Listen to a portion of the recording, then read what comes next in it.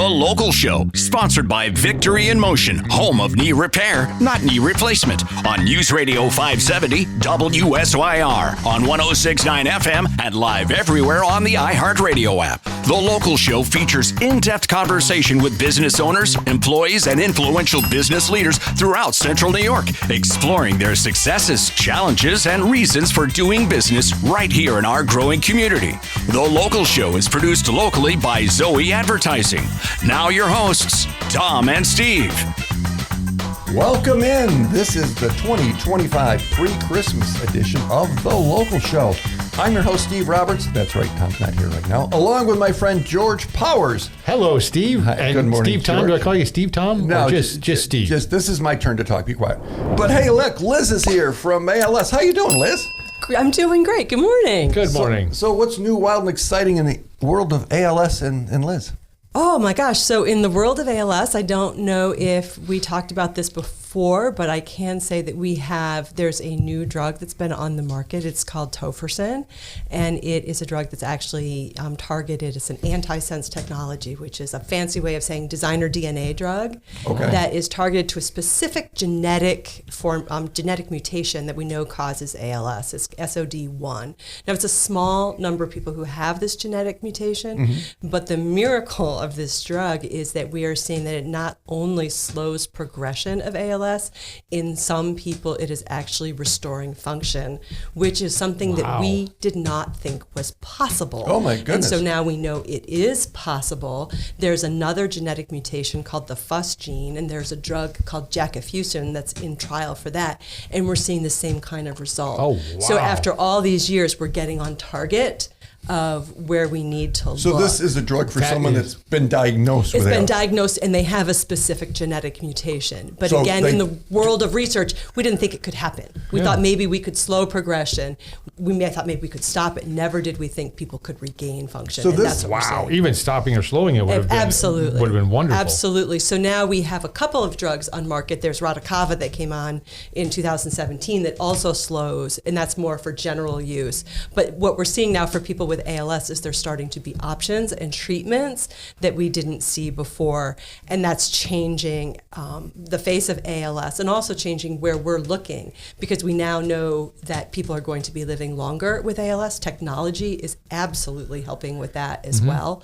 The use of technology, whether that's voice generating devices in terms of communication, breathing assistance, drugs, everything, multidisciplinary care. People are living longer with ALS. Well, George, I've never seen her so excited. Yeah. And Well, she's an excitable lady, let's be true. It's my science brain. It's really, this is exciting. It's exciting. It really is exciting stuff. The other thing that's been happening is there's a clinical trial platform that has come out. You've probably heard of the Master Platform Trial through MGH.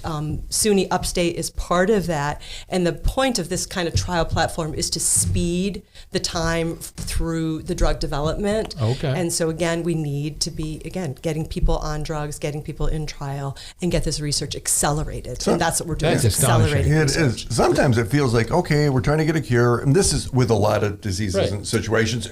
We have hope, but you've come in today going, ding!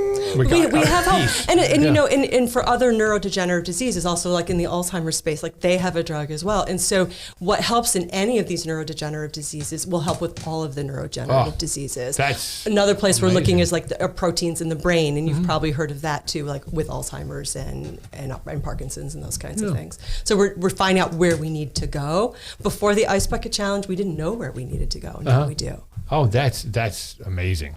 And we were talking a little bit before the show, and you said something that surprised me a little bit. When is the age that ALS is most of the time picked up and diagnosed? So the average age of onset is about 40 to 60. However, the youngest person we've ever worked with, at least in upstate New York, was about 17 years old. And we've also had people who've been diagnosed in their 70s and 80s. It's still a challenge diagnosing people with ALS. Oftentimes it's misdiagnosed as something else. The first symptoms often are weakness in your fingers and in your feet or in your toes, and then it kind of works its way through.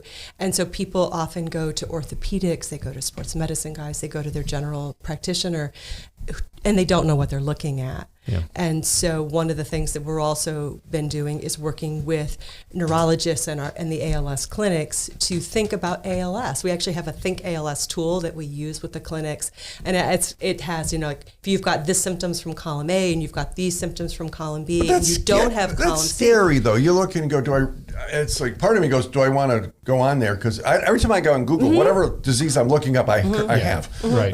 Because you see, well, that happens. So are people afraid to step into that? Well, I think that oftentimes ALS is a disease that often people got a diagnosis by ruling everything else out first. Yes. Okay. And the problem with that is then you're not being prepared. You're not prepared for what's going to happen. And there are things that need to happen when you have ALS. Yeah. You need to prepare your home. You need to prepare your finances. You need to prepare how you're going to live and to make plans for that. The sooner you can do that, the better your quality of life is going to be, not just for you, but for your family. How can people get involved and help?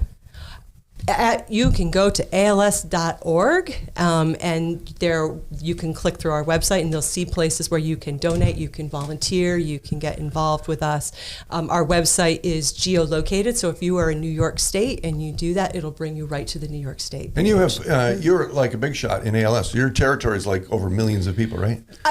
Millions of people. I do the Northeast, Steve. That's so pretty big. I That's do big. New York, New Jersey, all the way up to Maine. And so it's a really interesting territory because we've got some really dense urban populations, and then we have some very rural places, and how people are getting their care really is different depending on where you live. And we want to make sure that everybody is getting the best care, the most appropriate care. ALS.org, it's all there. Liz, thanks for joining us.